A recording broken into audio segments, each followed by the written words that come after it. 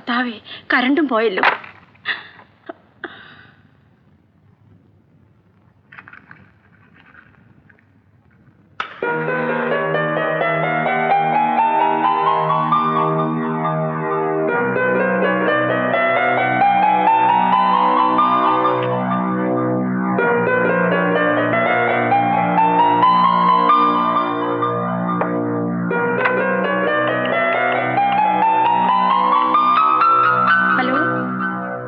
Hello,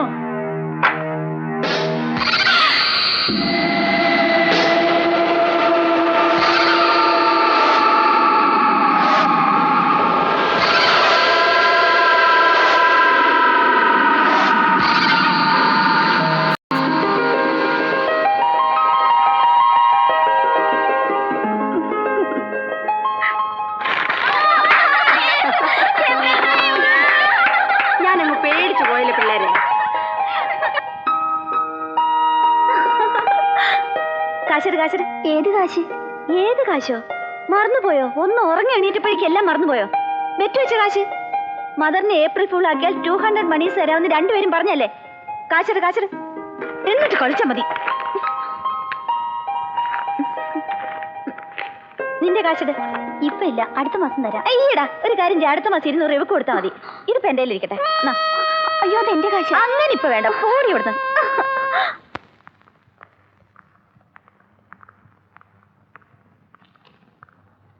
നമുക്കൊന്നുമില്ലടി, വാടി. ഓടണ ഓട്ടം കണ്ടില്ലേ? ഗൾഫിൽ നിന്നുള്ള ഫ്ലൈറ്റ് മുടങ്ങിയില്ലെങ്കിൽ ഗ്രേസി കാഴ്ചയിൽ 2 കത്തെങ്കിലും ഉണ്ടാവും. ഒരു കാര്യം ചെയ്യ്, നിന്റെ പീതാംബരമുള്ളോട് പറ, ദിവസം 2 എണ്ണം വീതം നിനക്ക് എഴുതാൻ. പോടി. ഓ, ഓരോരുത്തിമാരുടെ സമയം, അല്ലാതെ എന്ത് പറയാൻ. എനിക്കാണെങ്കിൽ ആകപ്പാടെ കിട്ടുന്നത് വീട്ടിൽ നിന്ന് ഏട്ടന്റെ കത്ത. എല്ലാ മാസവും ഫോട്ടോസ്റ്റാറ്റ് എടുത്തതുപോലെ ഒരെണ്ണം.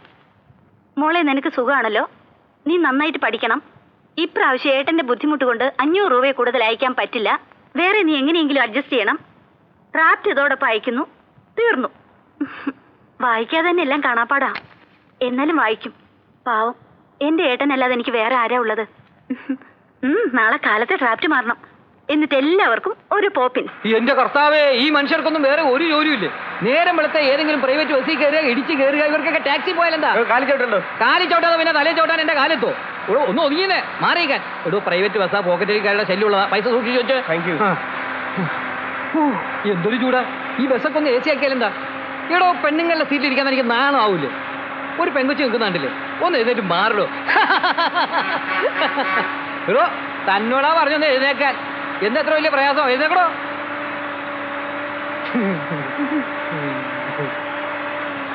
അല്ല, നമ്മൾ എവിടെയോ വെച്ച് കണ്ടിട്ടുണ്ട്. നല്ല മുഖപരിചയം ഉണ്ടല്ലോ. വെള്ളന്നൂരി രാമൻ നായരുടെ മകളാണല്ലേ? അല്ല. അല്ല അല്ലേ? പിന്നെ എവിടെയോ വെച്ച് കണ്ട് നല്ല മുഖപരിചയം ഉണ്ടല്ലോ.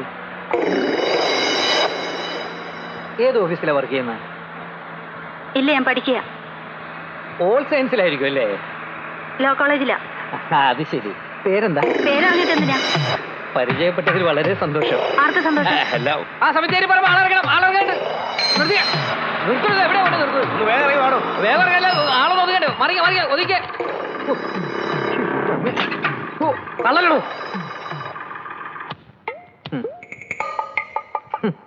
ഇന്ത്യ ഒരു ദരിദ്ര രാഷ്ട്രമാണെന്ന് പറയുന്നത് എത്ര സത്യമാണ്. ഓരോരുത്തരുടെ പേഴ്സിനകത്തും ആ ദാരിദ്ര്യം കാണാം.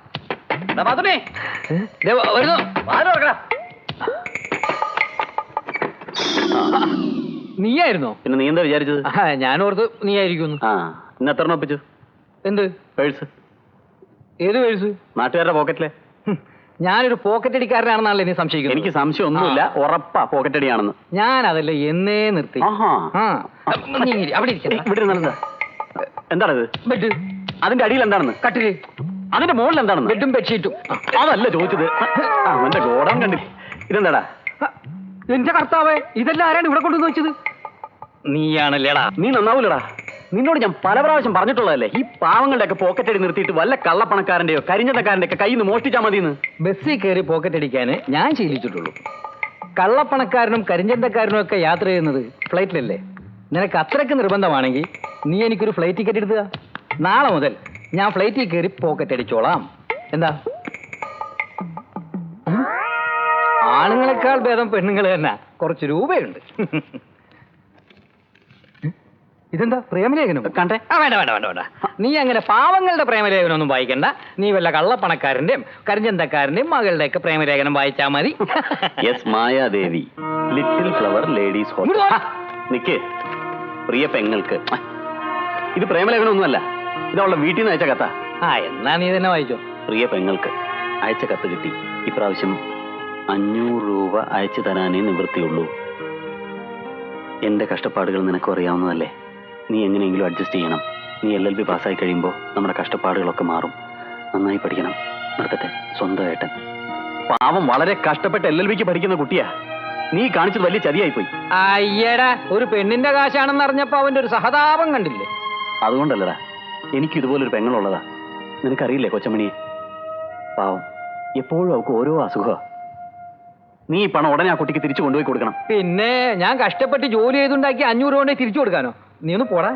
നീ എന്തൊക്കെ പറഞ്ഞാലും ശരി, ഈ പണം തിരിച്ചു കൊടുത്തേ പറ്റൂ. ചേടാ, ഇത് വലിയ പുലിവാലായല്ലോ കർത്താവേ. എടാ, ഈ മാത്തുണ്ണി ഇന്ന് വരെ അടിച്ചെടുത്ത പണം തിരിച്ചു കൊടുത്ത ചരിത്രം ഉണ്ടായിട്ടില്ല. അത് തൊഴിലിനോട് ചെയ്യുന്ന നീതികേടാ. എടാ, മര്യാദയ്ക്ക് പറയുന്നത് അനുസരിക്കുന്നതാണ് നിനക്ക് നല്ലത്. അല്ലെങ്കിൽ ഈ പണം താനെ അവളുടെ കയ്യിൽ എത്തിക്കാനുള്ള പണിയൊക്കെ എനിക്കറിയാം. നീ അതൊന്നും എന്നെ കൊണ്ട് ചെയ്യിക്കരുത്. എടാ, കള്ളനാണെങ്കിലും കുറച്ചൊക്കെ മനസാക്ഷി വേണം. തിരിച്ചുകൊണ്ടേ കൊടുത്ത് പെണ്ണുങ്ങളുടെ കല്ല് വാങ്ങാൻ എന്നെ കൊണ്ടുപോയ്യ. ലോ കോളേജിലെ പിള്ളേരുടെ ഇടിക്ക് ഒരു മരവും ഇല്ലാത്തതാ. അതിന് നീ ലോ കോളേജ് ചെല്ലണ്ട. ഈ കത്തിൽ അവളുടെ ഹോസ്റ്റലിലെ അഡ്രസ് അല്ലേ ഉള്ളത്, അവിടെ കൊണ്ടുപോയി കൊടുക്ക്. നിനക്ക് അത്രയ്ക്ക് സഹതാപമാണെങ്കിൽ നീ തന്നെ കൊണ്ടുപോയി കൊടുക്കുന്ന പിടി. നിനക്ക് പേടിയാണെങ്കിൽ ഞാൻ കൊണ്ട് കൊടുക്കാം. Yes, Mayadevi, Little Flower Ladies hostel. ഇത് എന്നതിനാണ് 5 രൂപയുണ്ട്, ബാക്കി താൻ വെച്ചോ. ഇല്ല സാർ, 10 രൂപയെ. എന്നാ പിന്നെ ടാക്സി വിളിക്കായിരുന്നല്ലോ. എന്നാ കൊണ്ടുപോയി തിന്ന്.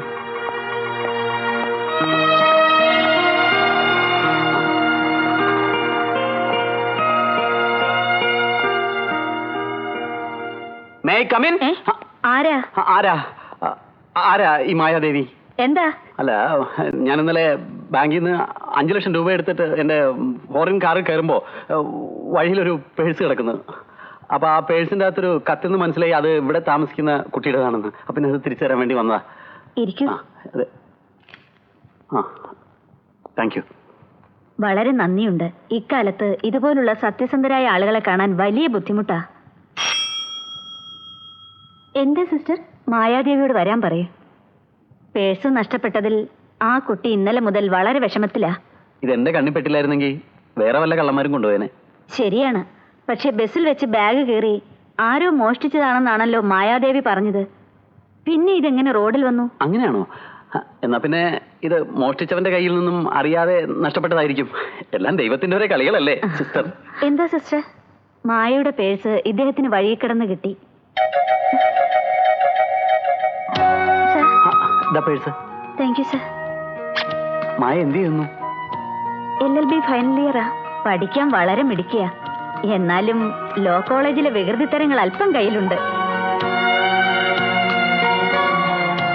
സാർ എന്ത് ചെയ്യുന്നു? ബിസിനസ്സാ. ഉള്ളവന്റെ കയ്യിൽ നിന്നും പണം വാങ്ങി ഇല്ലാത്തവന് കൊണ്ടുപോയി കൊടുക്കുക. I mean financing.